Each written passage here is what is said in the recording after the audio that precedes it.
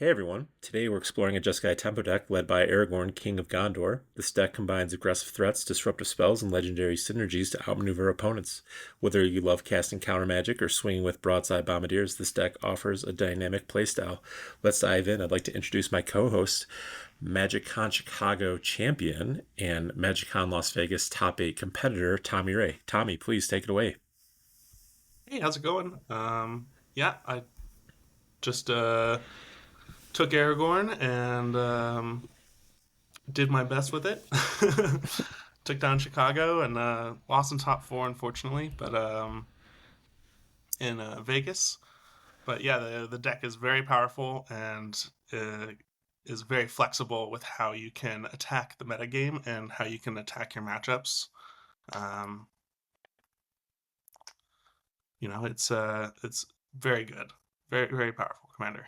Yeah, I mean, it kind of lost a little bit of, I don't want to say, a little bit of edge for a little bit with the Final Fantasy Commanders coming out, but it seems to be regaining that steam and coming back atop of the meta. If it's cool with you, I'd like to kind of just give a brief Commander overview, and we can go from there with regards to it. So, Aragon, King of Gondor, it's one Jeskai, legendary creature, human noble, 4/4. Vigilance lifelink. When Aragorn, King of Gondor, enters the battlefield, you become the Monarch. Whenever Aragorn attacks, up to one target creature can't block this turn. If you're the Monarch, creatures can't block this turn. So, kind of just give me your overview of what you think of Aragorn, what led you to Aragorn, and just a brief synopsis of the card.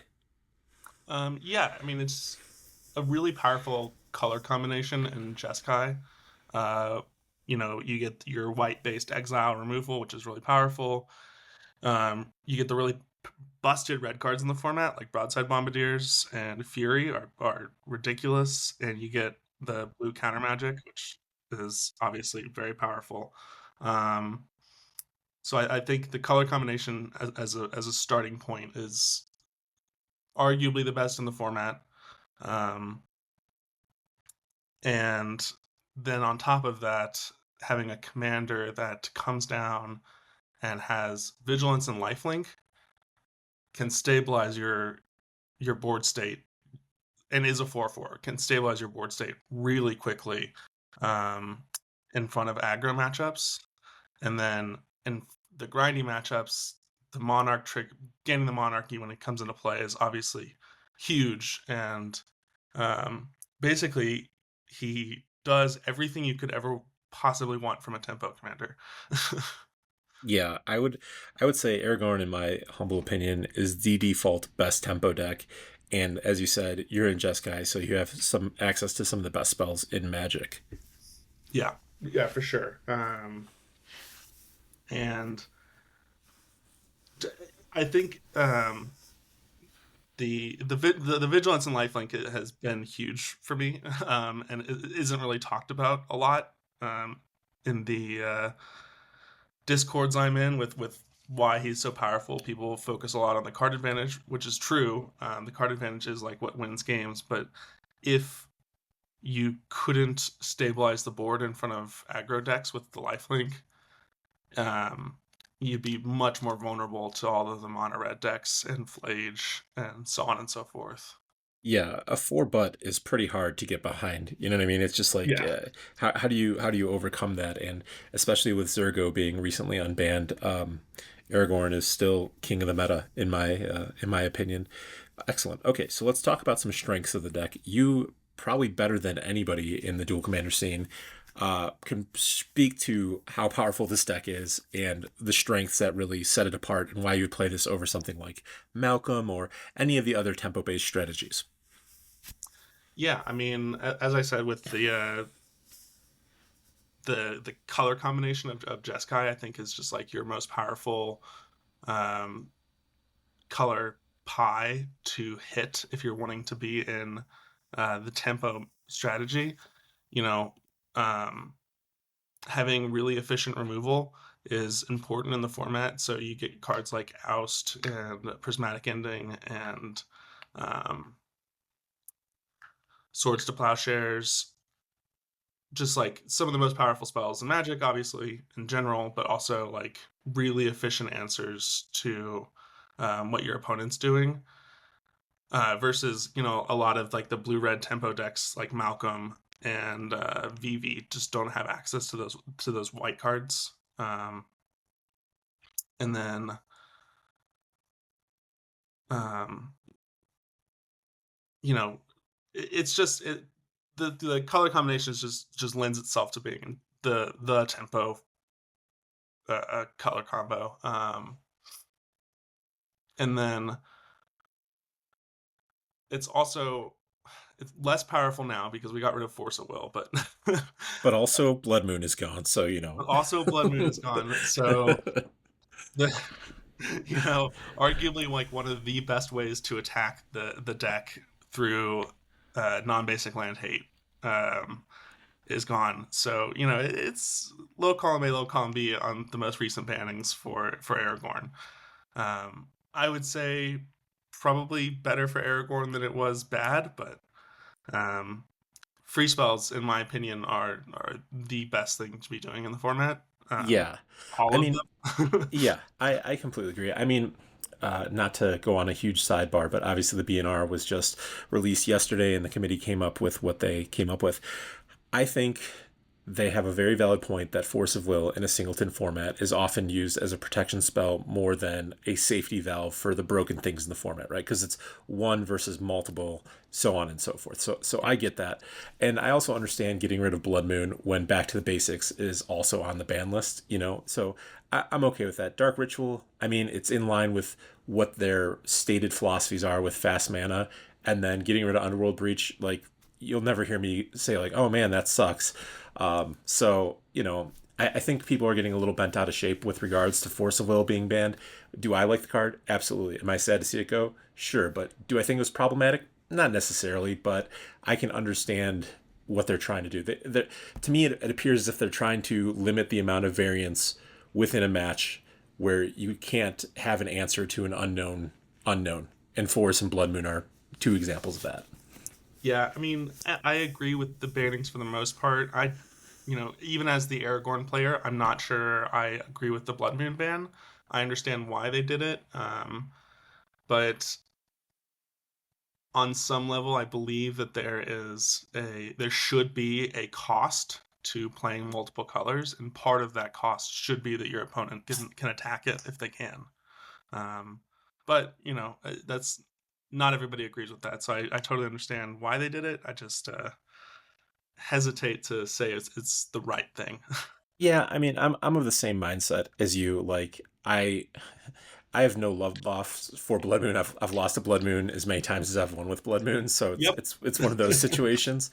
But if you're gonna play this format or any format where Blood Moon's legal, especially this format where it's face up, right? So like, oh, I'm playing against Flage. Well, they definitely have Magus, and they likely have Blood Moon. Or I'm playing against Zergo or Kellen. Okay, well, chances are they have one, if not both. Or I'm playing against Urtai or Lear. Well, they probably have Harbinger. So like, there's something to be said about knowing that you can be greedy, but there's still that possibility that there's one or previous to the ban two potential instances of where you're going to get punished for that greed, and by you, the royal you, not fetching or mulliganing appropriately to protect yourself against that, well then that's on you. Yeah. That's my take on it. Yeah, I had a funny match in Vegas where I, very aggressively fetched basics against what were they playing? It was a black red aggro deck, and Was it the Transformer? it was the Transformer. Yeah. So I was like really aggressively fetching basics, and it kind of hindered me a little bit. Like there's a cost to fetching basics and not being able to cast your spells perfectly and hold up the mana what you want perfectly. But at the end of the match, I was like, "Yeah, I'm just glad you didn't play Blood Moon." And he was like, "Oh, I don't even have Blood Moon in my deck," and so just the threat of Blood Moon is I think a positive thing, but sorry to get on the side tangent. No, I think it's a very fair side tangent, specifically when referencing this deck as well. I mean, I also liked Blood Moon as a way to attack the Azusa decks, the Luma decks of the format. You know what I mean? It's Mhm. like lands are such a hard thing to interact with in this format because there's no strip mine, there is no wasteland. You have Ghost Quarter, you have Tech Edge, and you have Dust Bowl, and that's it. So Yeah. that's kind of my takeaway on it all. Yeah. I people also need to learn how to play with Dust Bowl. I had two opponents sacrifice the Dust Bowl itself against me, and I was like, that's not how you play that card. Fair. Dust Bowl's so good. Yeah, I'm a pro Dust Bowl. I actually just picked up the new art of it from Edge of Eternities because it looks Nice, so yeah. cool. Yeah, Dust Or Bowl's an awesome card. I yeah, like Dust Bowl a lot. yeah, I like seeing it played in this format too. So just to kind of reiterate here, the strengths: this deck thrives on disruption. You counter their key early spells, then you pressure them with evasive threats like Boomy Zooms or True Name Nemesis, and then obviously you've got Aragorn's ability to just kind of keep you at pace, if not start to really distance yourself with the card draw, and then you still have wonderful tools like Teferi to kind of give you the upper hand throughout the course of a match. Does that sound Yeah, about right?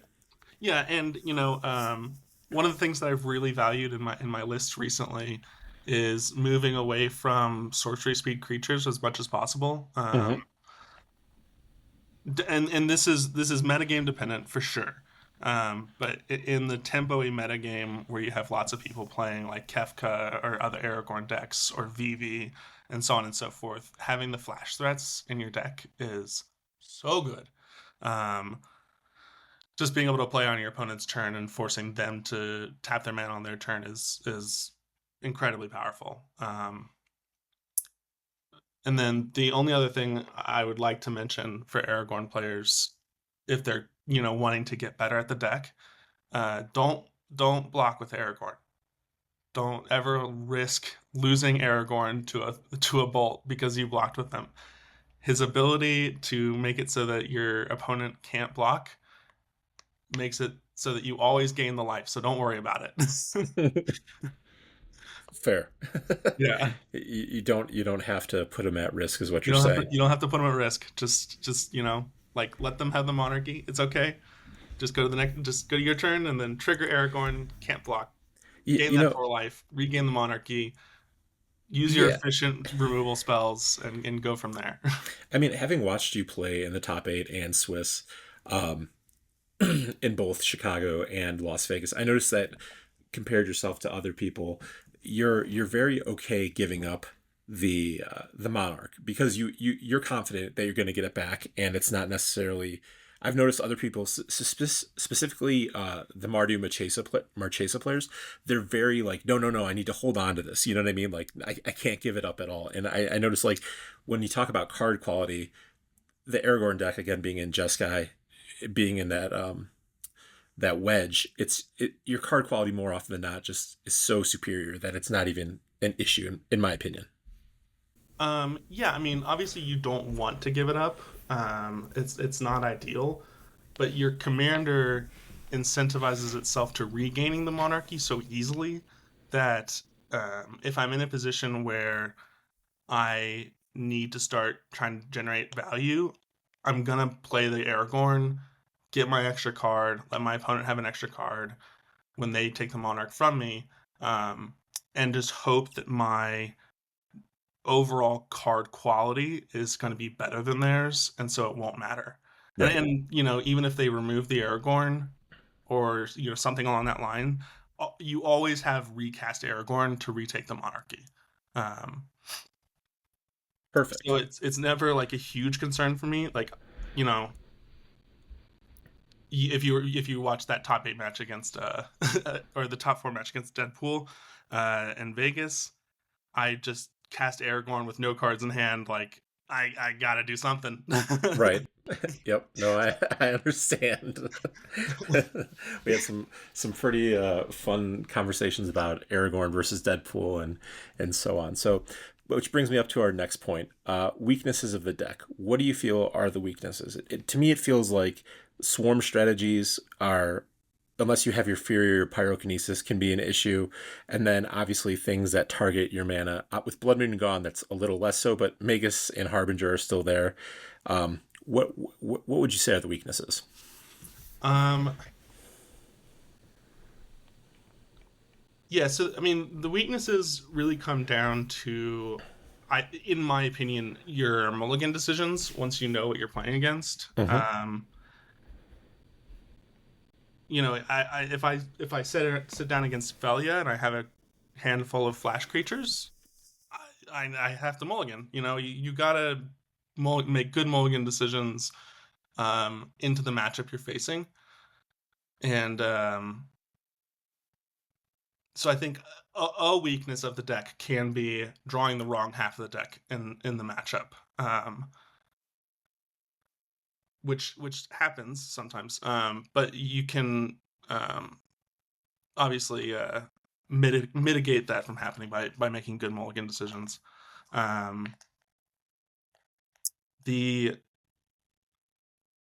biggest weakness of the deck is the Commander Deadpool. Tell me how you feel about the Commander Deadpool. Listen, if it were up to me, I would ban both Aragorn and Deadpool, but that Deadpool feels like a nearly unwinnable matchup. I mean, it is just miserable. It's a very Because intuitive card. it's a very intuitive card where you definitely don't need to know the rules of Magic to be able to play with it, and it definitely doesn't have any issues with being tracked in paper. No, none at Um, all. it's like, oh, I forgot that this has its text box switched because we can't really show that.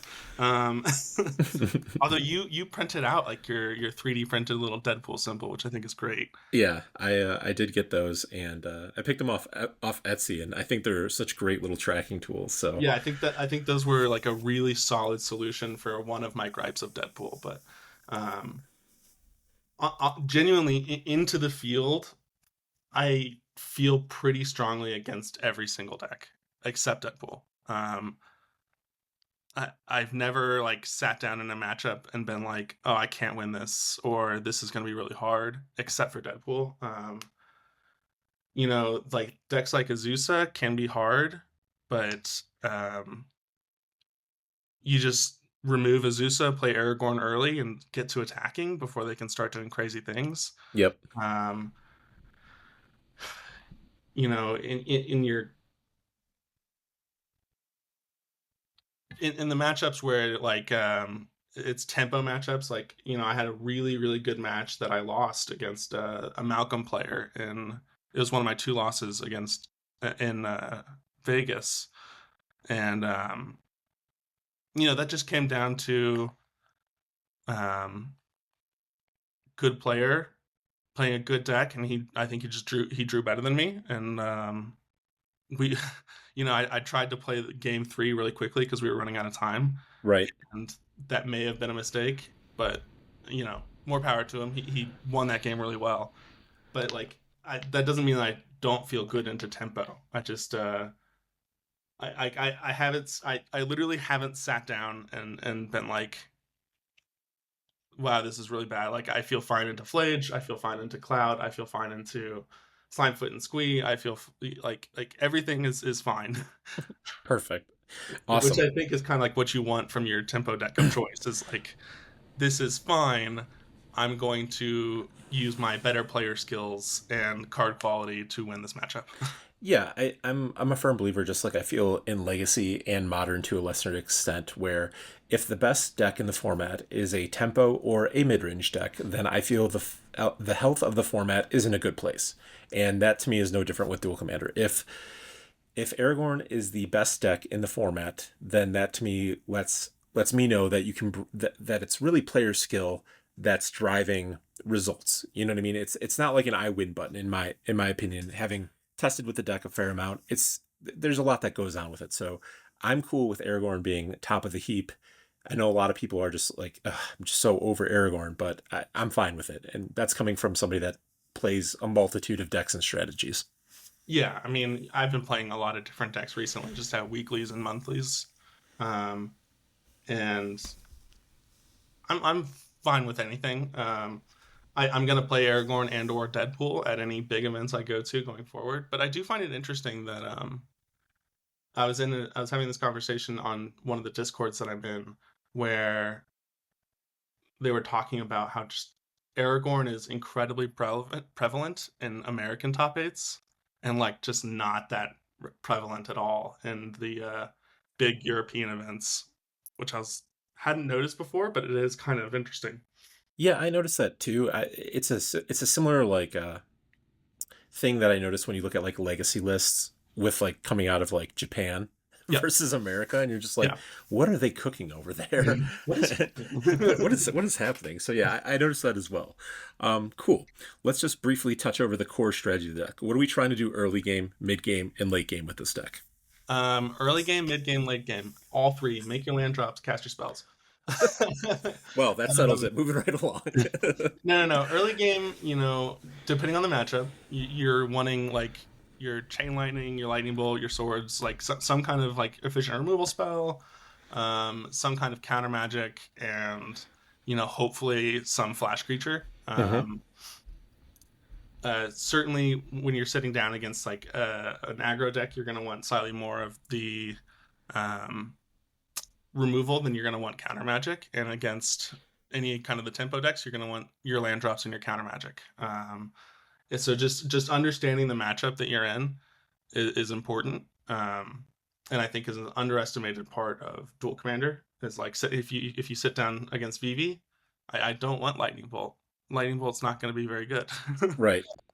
um, so yeah, um, making land drops though, really want to make your land drops. Yeah. I know, like I cannot stress enough um, how important it is to get to like 6 lands.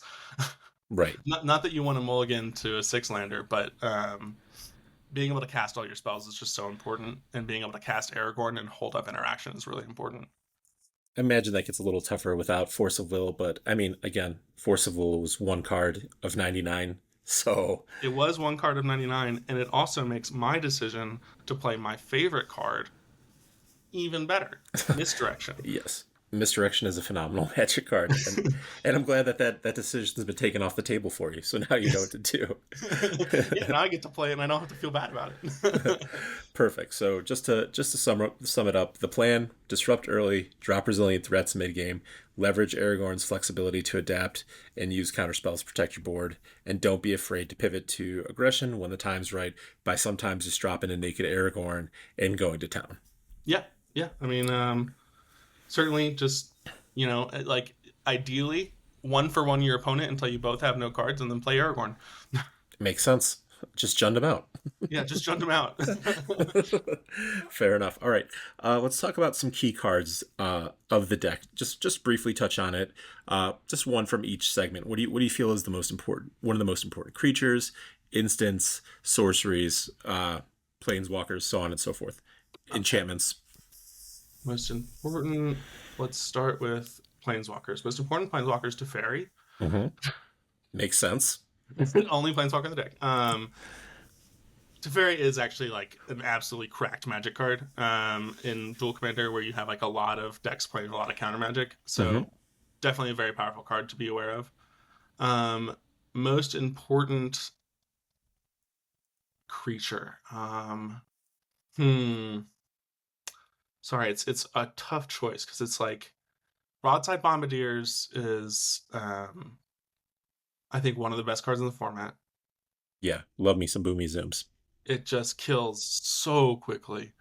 Um, for similar reasons, Pyrogoyf and Flage are both huge. Um, but I'm also like a big fan of the cards that enter the battlefield and do things like Solitude and Spell Queller and Subtlety. Yep. So, um, you know, yeah, it's tough for the creatures.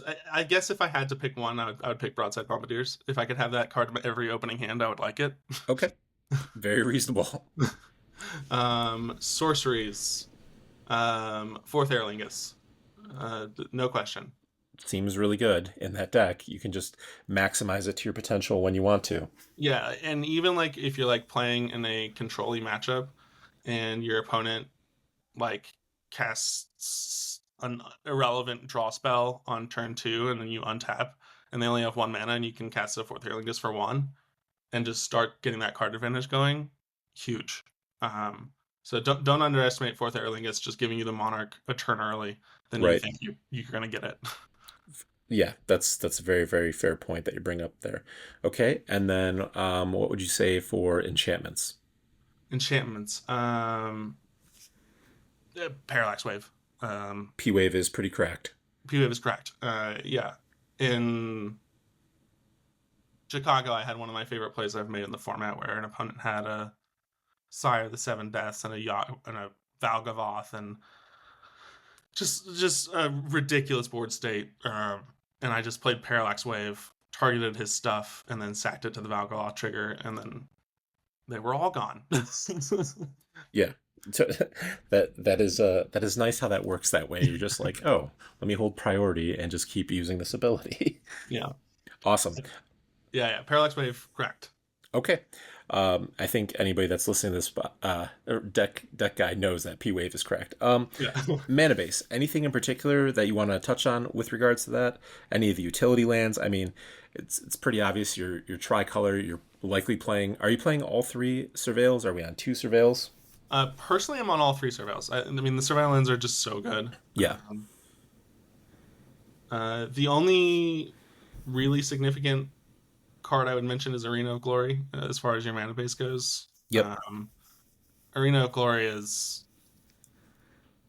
stupid. I had my matchup against Flage in like round 4 or 5, and Vegas came down to me having Arena of Glory in game 1, them having Arena of Glory in game 2, and me having Arena of Glory in game 3. Magic the way Garfield intended it. Yeah. I mean, it's just like, yeah, I mean, that's how it works, I guess. And honestly, I only won one of the games against Deadpool in the top 8 because I happened to have Arena of Glory in play and I top decked Flage. Yeah, I mean, that will certainly get 15 out of nowhere can do a lot of work. So I completely get it. Awesome. Yeah, like I said, I feel like a lot of people go back and forth about 3 surveil lands, 2 surveil lands. If you're in a wedge, just play all 3. Is my personal opinion. Like, why would you not? Yeah, absolutely. I've never been like, oh man, I wish this weren't a surveil land. It's almost always pretty good. Yeah. Excellent.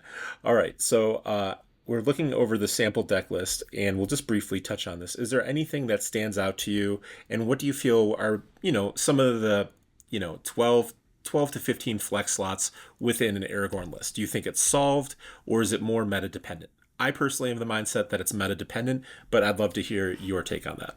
Oh no, it's definitely meta dependent. There are like a lot of different choices you can make in regards to your creature packages. As I said, I really like the flash creatures that aren't necessarily as powerful as cards like Ajani or Broadside Bombardiers or Fury or Ocelot Pride. But they're much better into a format or to a field where there's lots of control and tempo strategies. Right. So like, I personally don't have Ocelot Pride in my list, but I would not blame anybody from playing Ocelot Pride because that card is ridiculous. Especially if you're going into a field with lots of aggro where like you're just having a 1/1 first strike lifelink is relevant. Yeah, completely. Okay, cool. So like I said, I'm of the mindset that, well, I feel this deck is one of the top decks in the meta. There's plenty of room for an individual to brew within your local meta, or even go into an event like, a Duel Commander top 8 or one of the European championships. Like there's a lot of room to play around with the numbers on the edges. Yep, and I noticed that this list you sent me isn't playing Misdirection. Yes. Maybe I should change that up. You've clearly never cast Aragorn and then had an opponent try and kill it, and then you misdirect it and kill their thing instead. I hear that's pretty good. Or, and this is my favorite thing that's happened, misdirecting a turn 1 Thoughtseize. Oh, yeah, that's pretty good. pretty good. So it sounds to me like you're not too worried about Force of Will leaving the format. No, I mean, at the end of the day, it's a singleton format. Do I like Force of Will? Yes. Do I think free spells in this format are super, super good? Yes. So I understand why they would ban one. Excellent. All right. Metagame matchup. I feel like you kind of went over that when we were talking about some of the weaknesses. So I'm going to just kind of scoot us along and move along to some of the... Just give me your simplified mulliganing heuristics Where you land on that? Um, I want a good mix of lands and spells, Yep. Okay. and I want, I try not to keep two landers. That's a little risky. But that's also because um, my particular list of Aragorn plays two and or three fewer lands than most other people's lists. So I'm a little bit greedier on that front. Um, yeah, but so I try to keep. I really would like to see three lands my opener, and then obviously just like having um what's the word? Sorry, a game plan, like a plan. Like when you look at your opening hand, don't just like look at your hand of lands and spells and be like, oh yeah, this is good enough. Like understand, like okay, I'm probably going to be casting this on turn one, this on turn two. Like what are what is your plan for the first 3 or 4 turns of the game, based on what is in your opening hand. Um, Perfect. yeah.